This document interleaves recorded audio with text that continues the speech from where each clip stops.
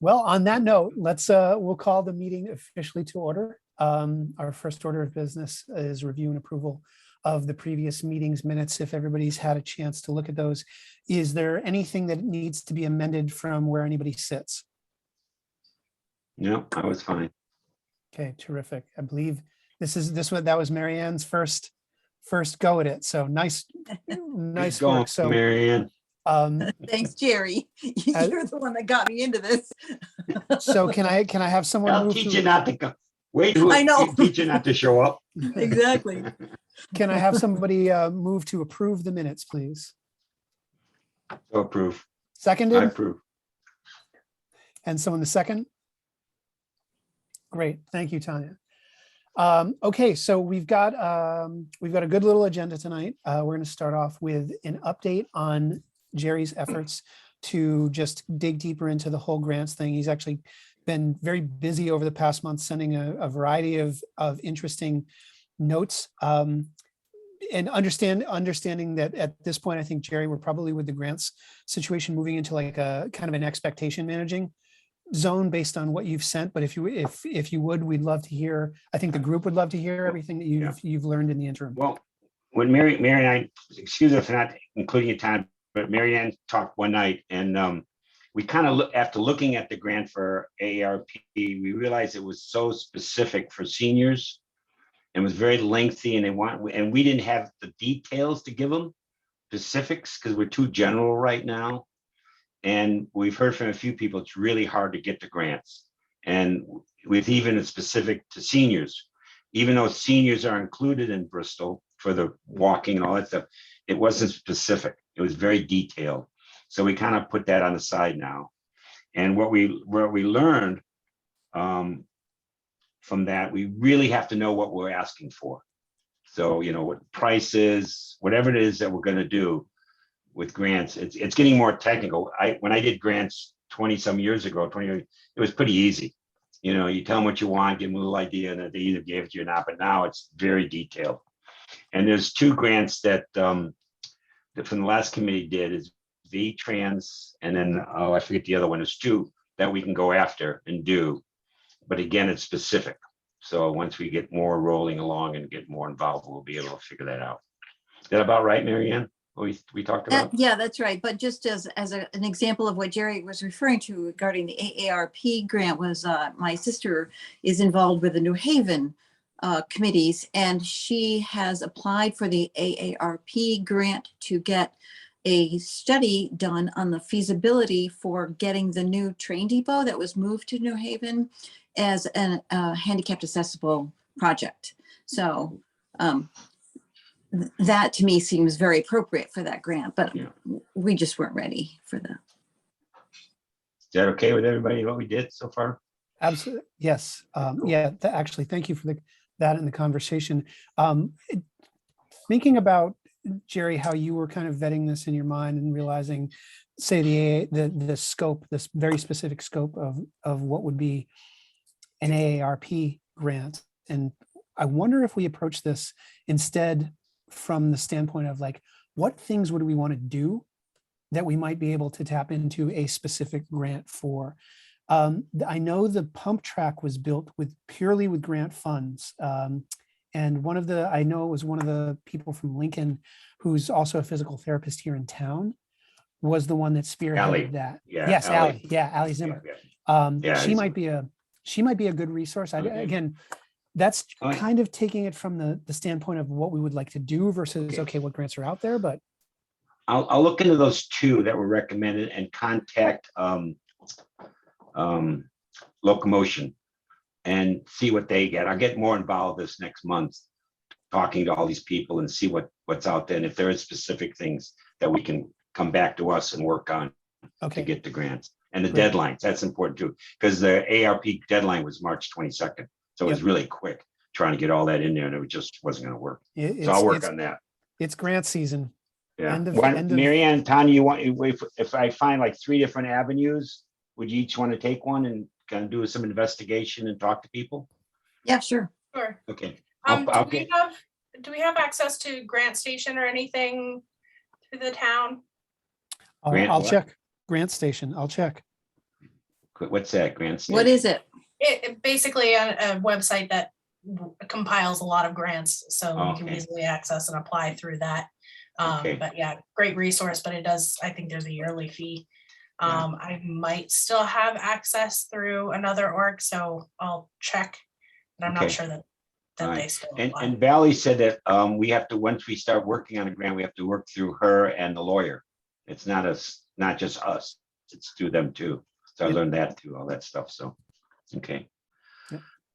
Okay. I'll work on finding the, unless you guys want to look too, but I know I've got two somewhere in my emails, and I'm sure through Locomotion I get a third. Yep. And we'll start working on that. Great. Anything Thanks. else on anything else on grants from anybody? Okay, then let's move to the next one. Crosswalk designs. I'll do a little screen share here. Hold on 1 second. They're pretty bad shape, the crosswalks, the painting is, they're all wore off already. Yeah, it seems like they could use being painted twice a year at least. Yeah. Okay, so can everybody see this on their screens? Does it say Crosswalk Art? Yep. Great. So this is just some lightweight research I've done into this from both small communities not dissimilar from ours, as well as from major metro areas that have also done this. Overall, the concept is very simple. It's to repaint village crosswalks, replacing standardized lines and color with art of some currently indeterminate type, style, whatever. It's interesting. A lot of the towns and the municipalities that have done this have come at this from kind of multiple angles, right? They were doing something that was part community outreach, part beautification, part and parcel of things that we're doing right now, which is initiatives to further along or to support cycling and pedestrian activity in and around city centers. So a lot of what's been going on with projects like this, there's a deep kinship with what we're doing here. So and by the way, this deck here, as well as the next one I'm going to show for the next agenda item, is in the share folder, in the references folder, in something that says crosswalks. And there's links at the end of this. That's one of the reasons why I put it in there, is at your leisure, you can go in and click on the reference links at the end, because there's a lot of good information there that might help point us towards where we end up going.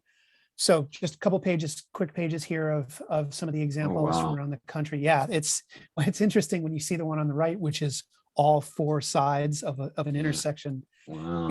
It starts to kind of fundamentally change, your perception of, oh, we're just going to do a cool little piece across a road. Yeah.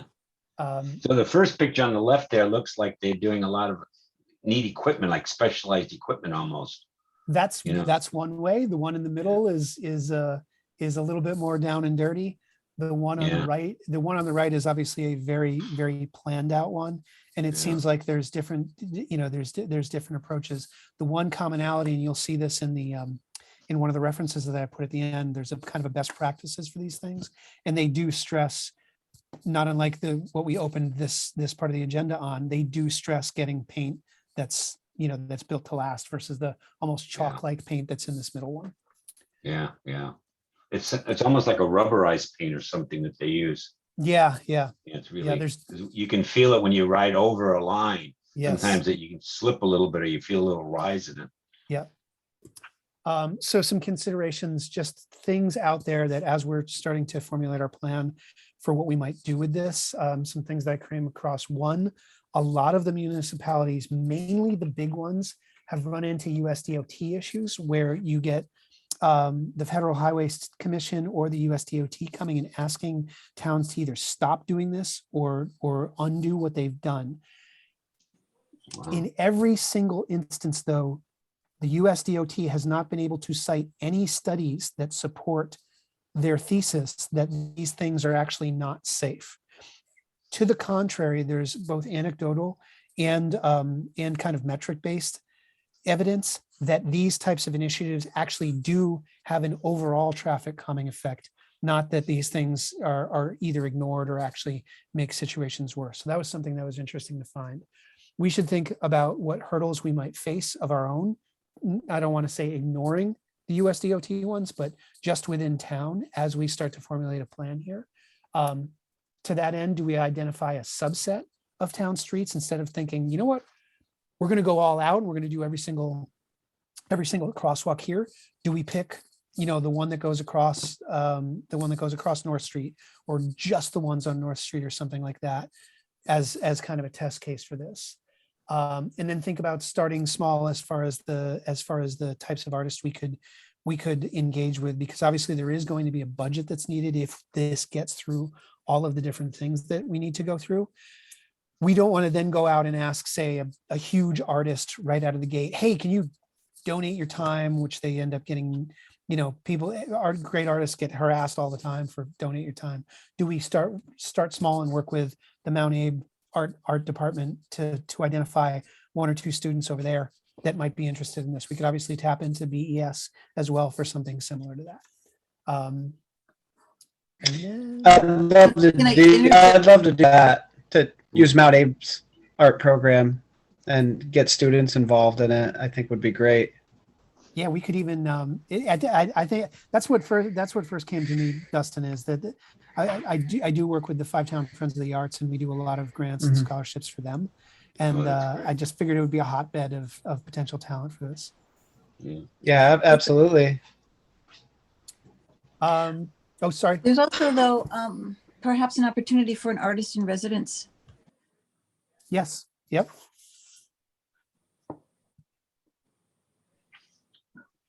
I think it's such a great idea, not making them boring and getting them in there, you know, do something different. Yeah. Mm-hmm.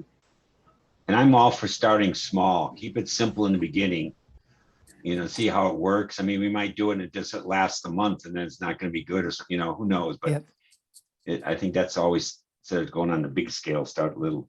I think so with this too. I mean, I'm just assuming that there's going to be some challenges that we face. We're not going to just start repainting these crosswalks, obviously, but that said, I think starting small, it might make we treat it as a test case. We treat it as something that we kind of a proof of concept.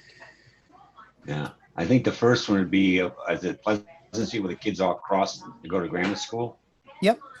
The one there, yeah. Yes. That would be a nice one to start for the kids and everything. Yep. So a couple next steps here. Anybody? I'm obviously I would love to be involved in this particular initiative. Is there anybody else on the committee who wants to help out? Dustin, can you at least provide some names at the high school that we could reach out to?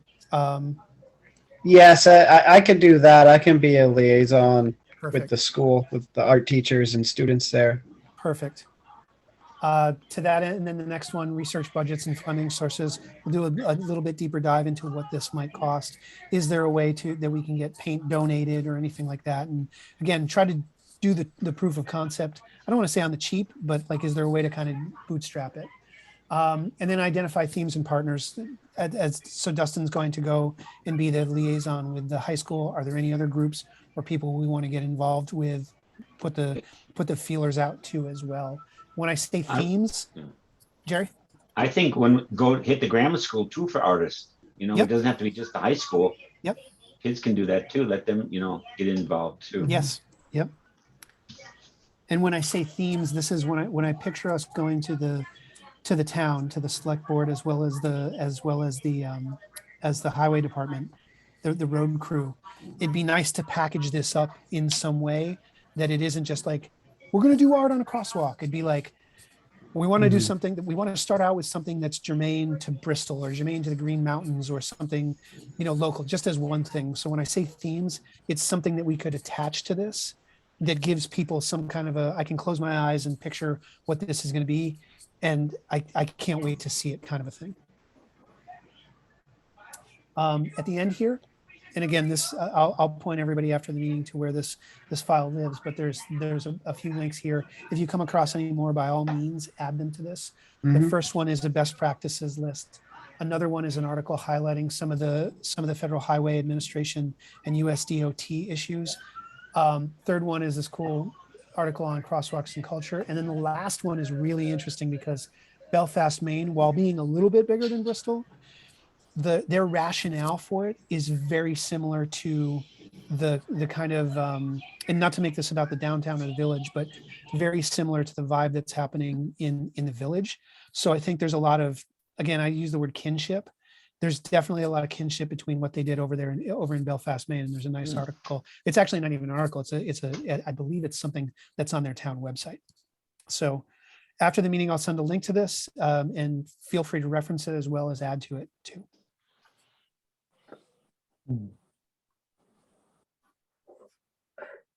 Okay, are we all back and looking at each other?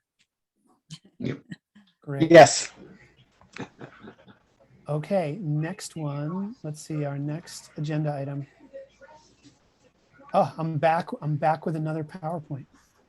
The mission statement. This one I'm going to keep quick rather than try to workshop this on a call here. What I'm proposing is kind of an architecture for how we go about gathering all the information we're going to end up packing into our mission statement and appending the mission statement with. So let me boot this up.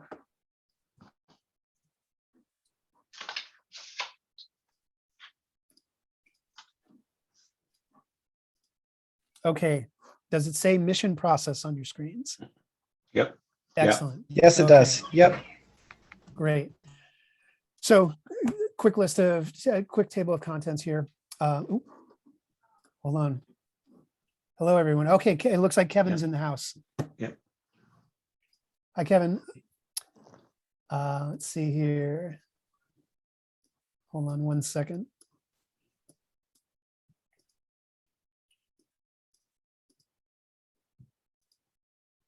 I got to stop for a second. I had Kevin's window open, or the chat window open. Apologies for the technical difficulties.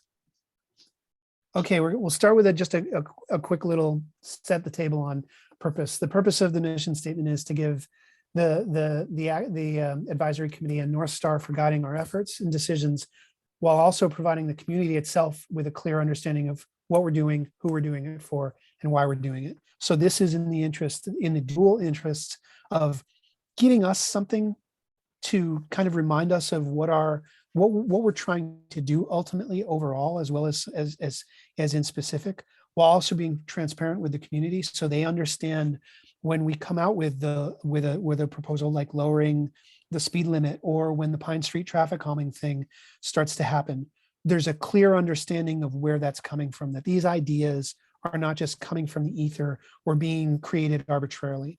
And that's, I think, why it's important that for what Ian said, which is we're going to run the mission through the select board so that they give it the thumbs up and say, yes, this feels and sounds like what we had originally intended for when we set up this committee, when it moved from the ad hoc citizens group into something that's a functioning committee underneath the town's guidance. So, oops. Okay, so next, this is a deck again that not unlike the other deck that you're going to be able to. I'm actually asking everybody to jump in on once I send the link to it, because we're going to use this deck to gather inputs into the actual mission statement. And where I landed on these is these 4 inputs that I think are going to give us.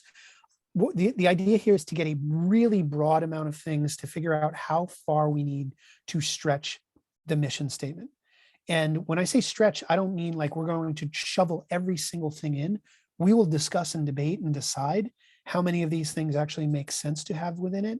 But at the input stage, I want everybody making sure they're throwing everything they can think of in for these inputs. So the first one obviously is the audiences, who we serve and who we're speaking to. Sometimes those people are the same things. Sometimes they're a little different. Because ultimately, not only are we serving, pardon me, the pedestrians and bicyclists of Bristol, we're also obviously serving Bristol as a whole, which doesn't include people that would necessarily count themselves as direct users of the things that we're going to be doing. Then the next set of inputs, the emotional, irrational, and culture ones, are about us just throwing in all the ideas and kind of elements and attributes of the town and of this effort that we feel are going to be relevant to guiding us. So the first one, and this emotional, rational, and cultural construct is a pretty common construct for positioning statements, and I know some people bristle at the word brand, but for like when you're building out a brand or a mission statement or things like that, this is a construct that's pretty commonly used. So on the emotional side, you have very subjective elements. A good one would be the natural beauty of the Green Mountains, something like that. When we think about the emotional, they are things that are typically going to be, I don't want to say unique to an individual, but they're not necessarily going to be broad, right? They're things that are subjective. They're the kind of things that somebody might say, I like versus I need. They're wants versus kind of needs. The next set of inputs would be rational. The opposite of I don't want to say it's the opposite of emotional, but it's more grounded, right? It's more objective. Typically, you'll see measurable or tangible elements like we've got this many miles of road, we've got a ton of diversity in terrain, we've got gravel, we've got pavement, we've got a burgeoning mountain bike trail system, things like that. Access to a number of sidewalks. Jerry has been doing a kind of his own sidewalk survey recently.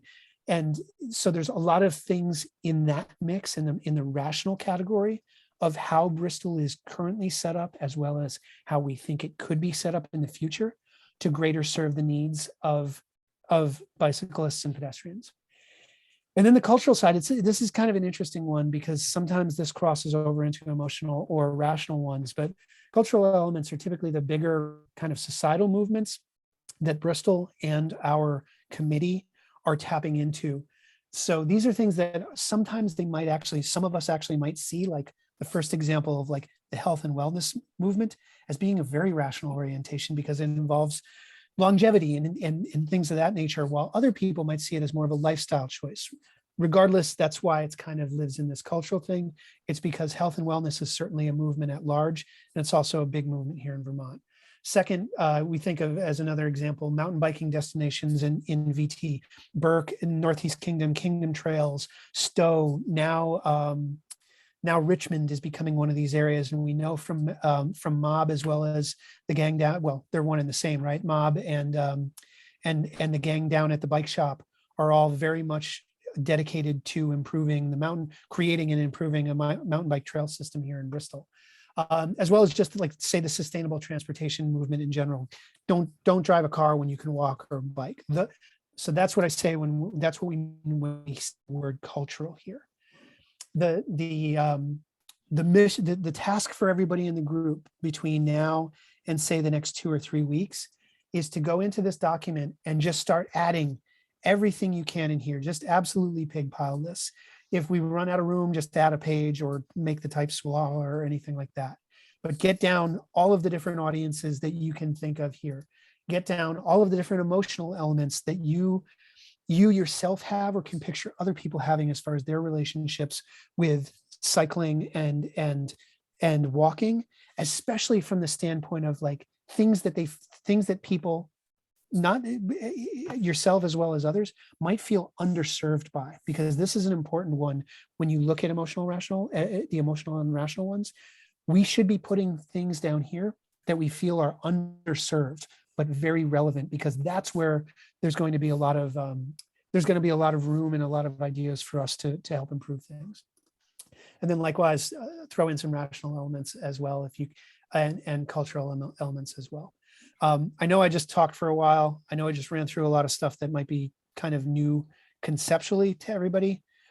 And again, I'll send the link and you can spend time and obviously ask me any questions with this. But does this feel like a construct where everybody can contribute raw material to the process of the mission statement in an accessible way? Yeah. Mission statements are relatively short though, aren't they? They are. The challenge with forcing yourself into a mission statement, a short mission statement, Jerry, is that if we say, I think we've discussed on a here, I'll stop the share. We discussed on a previous call that we've got this X and Y opportunity here, this broad as well as deep opportunity because we've got the village as well as the town. We've got bicycling as well as pedestrians. We've got age ranges of all kinds, right? From new parents walking their kids in strollers to people training for marathons, right? So in our mission statement, I feel like we have the opportunity to have a very clear, to your point, a relatively succinct statement that we also append with maybe a list. We could decide what this ends up being, but a list of the types of people we serve, or a list of the types of activities or something like that, so that we're not burdening the core mission statement by trying to pack every single thing into it. So I think our mission statement could be a statement with 4 or 5 bullet points underneath it, to just further illustrate, because that's the thing. I want to make sure, for all our sakes, that we've got something out there that's transparent and documented, that gives us the leeway to, or I shouldn't say the leeway, that gives us the rationale, and gives people the explanation for why we're proposing the things we're proposing. Okay. So basically a mission statement with a vision statement underneath. So mission vision is interesting, right? Like the classic mission vision is John F. Kennedy going to the moon, right? The vision was to increase mankind's understanding of the heavens, and the mission was to put a man on the moon by the end of the decade. Is a kind of a classic example of vision mission. We can that, Tanya, can be where we end up going with those bullet points, because that's where we get some of our specifics. We could get the audience specifics in there. We could get, I don't know, I think you're on the right track with that. That's the place where we can put the specifics of what we want to do in it. And that's what's going to help us with our grant applications as well. I think that'll be, to have that in place at the front end of a grant application. Yeah. Will That's get important. people's attention. Yeah. Okay. You got homework. Yeah, but it's fun. This is fun kind of Oh homework. yeah, no. I'm just teasing. It's good. It's good. Okay, everyone. So thank you for letting me talk for two of these things. The next item agenda is this is a quick one. This is the VT Walk Bike Summit, which is coming up in May in Middlebury. It's May 6th. I will do everything in my power to attend this. Just throwing it out there, if anybody else is interested in attending. I haven't checked. What day is it? It's a It's Friday. May. Friday. Yeah, is it a Friday? And I'll check. I'll grab the website again. I think we might have it in one of the folders, but somebody's reached out to me recently with a little bit of additional information about it. And I'll get back in touch with them and see if they've put any more meat on the bone of what the actual event is going to be as far as an agenda and things like that. But just throwing it out there, I'll be looking to attend. If anybody else wants to attend, let me know. We've got obviously, over a month before we make any decisions on that. Dustin. It's May 6th. Yes. I just backing again to the mission statement thing. Yes. Did you want us, Chris, to bring us to make our own draft and bring drafts of a possible mission statement to the next meeting No, to do, or are we gonna put that together tonight? No, what I would like everybody to do is to go in the next couple weeks and fill in line items of things that you feel are, who are the audiences we're Okay. speaking to. Because what I'd like to do is then, once we know how much we're looking to process, we can decide whether we're going to process that over email in the next session, because I want us to come to consensus on how many of the elements we end up putting in there, versus just trying to jam everything in. Ideally, it's going to be a collaborative by nature. But that's I think we're looking to get all the raw inputs first, and then we'll discuss them as a group. Okay. Did you want us to put that into a doc tonight, or are you sharing a doc with us later after the meeting that we I'm going to share that PowerPoint. Okay. Yeah, you'll be able to fill in the actual PowerPoint. Just go for it. Okay. And if there's any technical issues with the link or anything like that, because it'll be a browser-based thing is the link I'll send. So everybody should be able to type into it on their computers or devices. But if there are issues, then you can send your inputs via email, and we'll populate the document accordingly. Okay, but that link's not been shared yet. I didn't miss something. No, not at all. Okay. No, it's going to be the deck that I just walked through. Okay, thank you. You're welcome. Okay, so next on the agenda is Pine Street traffic calming. Yep. So I sent you guys some links for different striping and different signs and stuff. We have to decide how far we want to go. And again, talking about the crosswalks, I think the simplest, most way to do it, instead of going all out painting green lane. This is a suggestion. It's open for discussion, of course. But if we paint, that's a lot of money and cost of painting those green lines and lines in it. And I think if we just a solid white line or a dash white line is something that would work, just to people be aware that there's a walkway there. And this on the signs, there's some really nice signs. And one of them, it says share the road, and it has a pedestrian, a bicycle, and a car. So we can put one at each end, or maybe in the middle even, and do something there that would calm it. Because a lot of the road, and the other thing we have to think about with the town is what they're going to repave sooner with the sections. We don't want to paint it and then it's in the agenda repave. We can talk with Pete about or whoever decides that, when they're going to pave which roads to do that. And we talked about stop signs.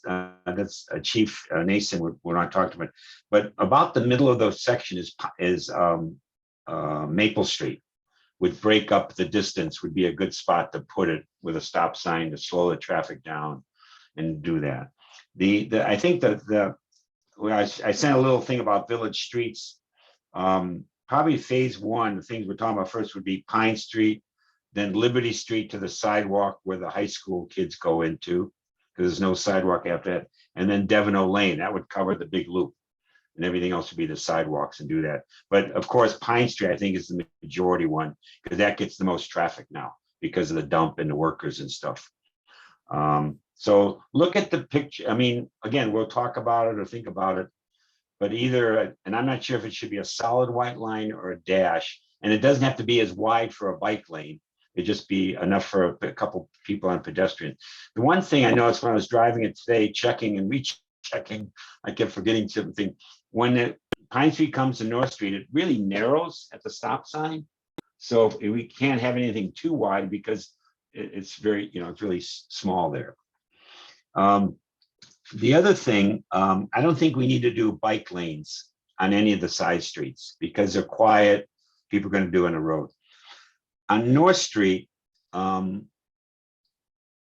of you that are cyclists, if there's a bike lane, that's designated bike lane on the side of the road, bikers don't use it because it always has the crap in it. All the little stones, the pebbles, glass. You can see it on our road now. It's excess there because of the sand in wintertime, but you can see the edge has nothing. It's just, nobody would ride there. So we spend all this money on doing a bike lane and doing that, and nobody'd be using it. It'd be a lot of waste of money. In Middlebury, which doesn't have it right now because they just repaved it. I know Pine Street in Burlington has it. They just have a stencil and put a big bicycle on the road.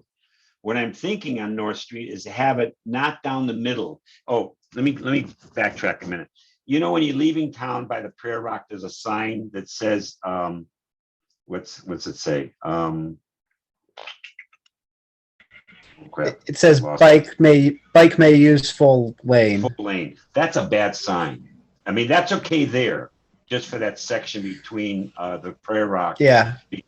Because of the curve and people coming up from the Prayer Rock, people are going to be out on the road more. That's a perfect sign for that.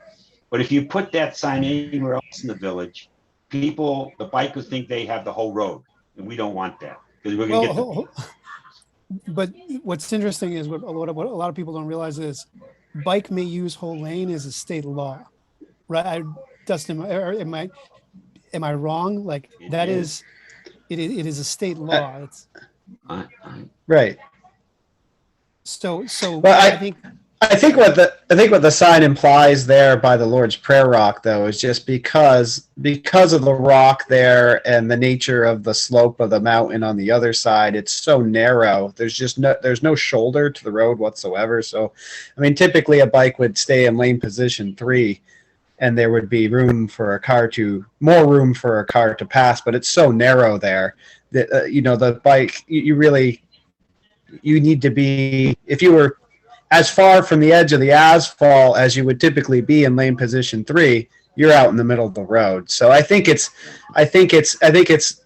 more for the cars to be aware that the cyclists are going to be taking up more of the lane than they would typically be.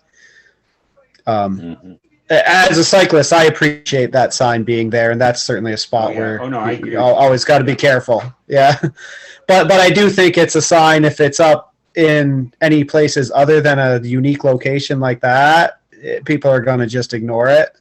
Right. There's a better sign out there that it says share the road, and it has a bike and car on it. So it's a really nice, Yeah. It shows the car on it. And then they have one that has the other one that has all 3 on, like on North Pine Street. So those are friendly, they're courteous, and there's a picture. So they see all 3 or the 2 of the bicycle in that. That's a little nicer. And that way it even shows the cyclists over on the right. And that's why I thought, if there's a suggestion again, is to put the stencil on the road over to the right. So it's not in the middle of the road, so they don't think they have the whole road, that we want them to be over to the right a bit. And then have those signs up, because the signs run around $67 to $112, depending on the sizes that we want to do it. And they're reusable, that type of thing. Kevin, you have a comment? Yeah, thank you. Since our last meeting, it was actually last week, I had a representative from Locomotion present to my driver's ed classes, and she directly went through the law. What do bicyclists have the right to? And yes, they do have the right to take the lane. And I think part of that curriculum and that teaching needs to occur, as I've said before, at the elementary school level, middle school level. Jerry, I agree with you. That sign that has all 3 it's a better sign because it shows that. And I think that gives the right message about people partnering and collaborating together. Sometime I'd love to share with everybody the presentation that Locomotion had. I partnered with them and created a student observation sheet that goes well with it. If interested, I'm sure that presenter would present to us if interested. So some good work, good resource. I'm inclined, Jerry, to put in the green lines on Pine Street to make that street much safer. And keep in mind, I'm coming from what I observe with the high school students and how the community is managing. So Chris, your idea of thinking about all the stakeholders and who's involved in this, I think that's the right way to go. You also bring up something interesting that I think it comes off of where Jerry was going with the sign thing is there's an educational component to this, probably to a lot of what we're going to be proposing and doing, that's critical. I mean, you know from seeing some of the, I want to call it anti-bike commentary, but the things on posts on Front Porch Forum that indicate definitely a lack of familiarity with the actual state rules of the road, things like when cyclists can ride 2 abreast and things of that nature. So I think we probably, and I'm not saying anybody's doing this, it's like, this reminds me, there's an educational component for the community that we need to probably bake into some of what we're doing. Yeah, That's very so. Yeah. It's one thing for us to have a mission statement to justify our work behind, but there's also laws that justify a lot of the work that we're doing, and educating or reminding people of laws that they probably haven't looked at in 15, 20 years. and plus laws that are made up or that come up relatively recently, just like the state laws around tail lights for bicycles versus town laws can say some towns say you have to have headlights for bicycles after a certain time. We should think about a lot of that stuff as we're moving forward. Yeah. The other street that we need to talk about too is Airport Road. There's no sidewalk there on the road coming in, and there's no sidewalk from when the kids get off the path going by the rec fields. There's nothing there, so that has to be considered or figured out. Maybe talk to the people at the high school. They would know where the kids walk when they come off the sidewalk from the rec field. It's Where interesting. they use it, we need to put something there, 'cause that's pretty intense, because there's a lot of traffic there when the kids are coming in. And now going they've put the new sidewalk in right across the street from that. So that will only serve to send more pedestrian traffic over there. home. Yeah. Yeah, that's a wild spot we walk that all the time, and it's a no person's land. Yeah. So that's about what I've come down to. Oh, the other one I was suggesting, I don't know if it's going to go over at all, but the calm traffic on North Street has put a stop sign at Pine Street. That's about halfway again. There's a lot of traffic coming in and off that street, from the dump and just traffic, and that would slow the people down on North Street. Mhm. So, that was a suggestion too, a thought.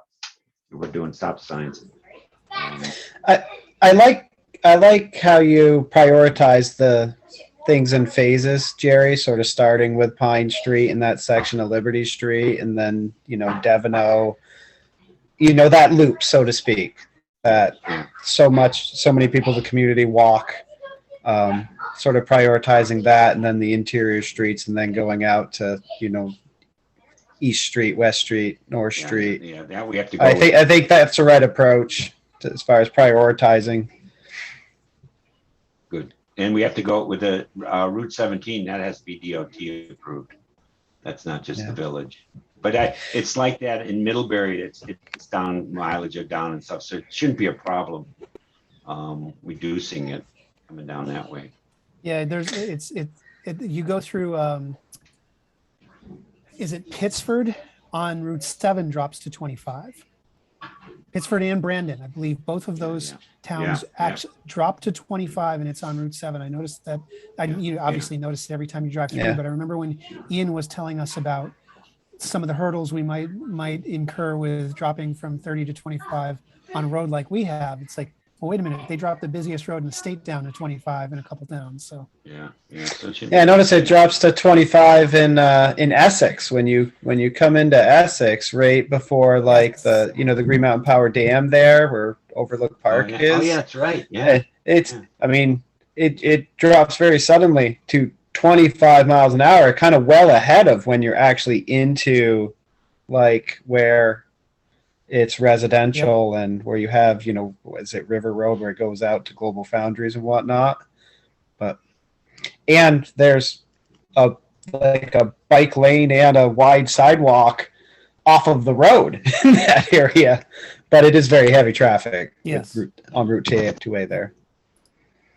But I don't know. I see that, and then to me, 25 doesn't seem like it's, just the nature of the road and the traffic and everything going on there. It seems like an appropriate speed limit to me. 35 is kind of fast.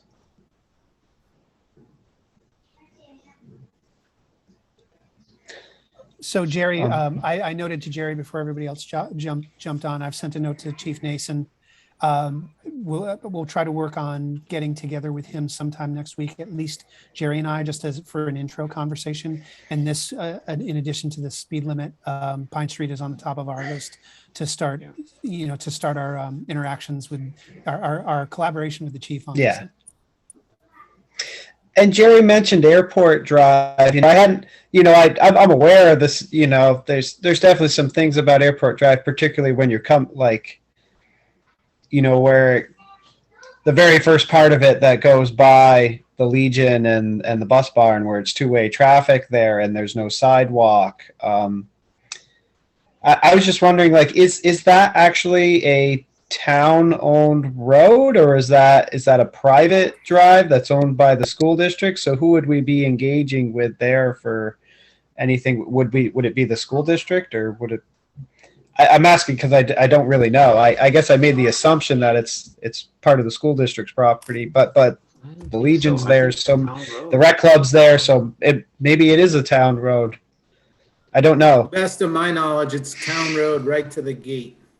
It's town road to the gate. And then that's where it becomes the school district. So It sounds like it makes sense. So that may be something we want to tackle there, because that is an issue that there's no sidewalk there. It's definitely a heavily walked. I mean, I twice today I had students walking that.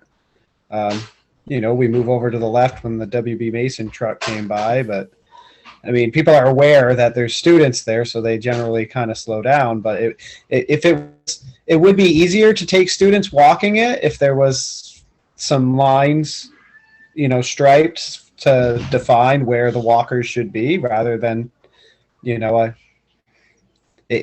helps other than just me telling them. And they're not always with the class. They may just be walking, because not everybody comes from Liberty Street down that path when they walk to school in the morning. A lot of people are coming from West Street or up Stony Hill, and they're walking that portion. Yeah, I just did it today. I just realized it was there. I forgot all about Airport Road, and all the kids and all. I always thought there was a sidewalk there, but it just stops right up. It stops. It just stops. Just like Yeah, Mountain right. Street stops. Yeah. And people keep walking. Like the need for a sidewalk doesn't end. Yeah, And when the I know. sidewalk Yeah, does. It might be nice to, I always find it a little hinky, like if you're doing the Bristol Trail network and if you're going to do the whole loop, do the dump loop and then do the Mount Abe loop, and then you come out behind the football field scoreboard, and then you get to where you got to cross to the fire station. I think a lot of people come out of the woods there behind the football field scratching their head. How am I supposed to get across this street? You've got the So embankment. a crosswalk, like, even though it would kind of be a crosswalk to nowhere, I suppose, it's just a common spot that people are crossing a lot just because of the nature of the trail there. And like right across Airport Drive from, you know what I'm talking about? Like right in front of where you would stop at Airport Drive. Yep. Just because you often do cross there. Yes. Yeah, I've always scratched my head. Where's the best place to cross? Yeah, and when you're doing it from the sidewalk, you're looking and going, wait, what's the least steep grass over there, and where's the hole in the wall and everything? Yeah. And we also do, as part of our evacuation route from the high school, if we, Bristol residents would evacuate to the fire station, and the route we're going to sort of take us away from where emergency vehicles will be coming in as we go out the rec club path to Liberty Street and then down West Street. But there's also crossing, like we cross kind of in front of like where like the skate park is like right there from the skate park to the fire station. Now that there's there was like mountain bike trails behind the fire station, and the Bristol Trail Network trails are there. There's going to be a business park there at some point. It seemed like that would be a spot that a crosswalk maybe should be located as well. There is one going in. Sidewalk. Right in that spot. With the blinking light, yeah. Ian told us that there's going to be one of those blinking. Oh, okay. sidewalk lights going in there. Yep. Oh, that's Well, right. that's Did say nice. that. Yeah. Yeah. That's great. That'd be good. Cool. Okay, Jerry, thank you very much for that. Everybody, thanks for the conversation around that. So last big thing before we get to public forum is any other business anybody wants to bring up. In addition to that, obviously, when I circulate the links to the 2 decks that we shared tonight, I'll also just I'll be better about on a weekly cadence asking people for potential agenda items for the next meeting as well, so that we don't have to necessarily stuff anything else anybody wants to talk about into other business. So with that said, does anybody else have anything they'd like to discuss?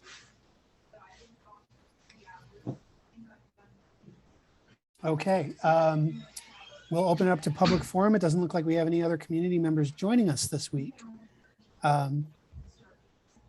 So if everybody's, Can I make a suggestion? Wouldn't it be course. nicer for the public forum, let them do it in the beginning of the meeting? So they don't have to stay for the whole meeting if they That's have a some opinion or something? fabulous I like that idea. idea. Yeah. Fabulous. Seen in other groups, yeah. Yeah, because I Fabulous. know when I've seen in other meetings, it's like, God, I just want to ask him something. I gotta sit for. Fabulous. Motion to move public forum to right after meeting minutes. Do I hear anybody in favor? I'm in favor. Perfect. I'll second it. Great. That'd Second, be motion great. seconded. Consider that item a great idea. Consider it moved for the next agenda. Might get more people input, you know. Yeah, it's a fabulous idea. Okay.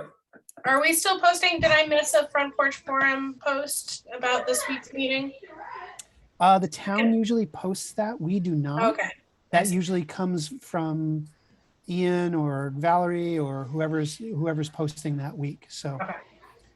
but that said, Tanya, and I was mentioning this to Jerry, they'll post the agenda on the town website in case anybody ever loses the link. The link is always the same to the Zoom thing. Yeah, I didn't realize. It's amazing. Yeah. But that said, Yeah. it does get posted there, and it should be at the top of the list on the homepage. In addition to that, though, I will make sure for our group that I'm always circulating the agenda, not just to Valerie, or not just to can't remember who posted it for us. To Sharon. I send the agenda to Sharon. I'll make sure that when I send it to her, I copy everybody here as well. So our next meeting is the 28th. Yes. So 28th of April. Okay. Yeah. That was my next.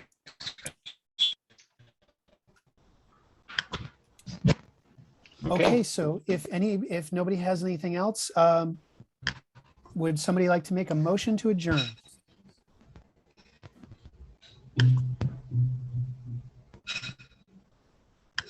A motion to adjourn. Somebody second the motion. I'll make that motion. Perfect. I'll second that motion. Consider it seconded. Okay, everyone, look for some links I'll be sending shortly. Okay. Thank you for all your collaboration and conversation here. And if there's anything else you want to put on to discuss and get us thinking about, by all means, send the group emails. Hopefully everybody's on the most recent email I sent an hour and a half ago. That should have all of the correct email addresses on it. So if you just want to copy that with any items or anything like that, by all means, do it on that one, because that appears to be the correct group of email addresses on it. Okay. That's good. Okay. Thanks, everybody. All right. Great seeing you All all. right. Thank you. Thanks. Thank you. Bye.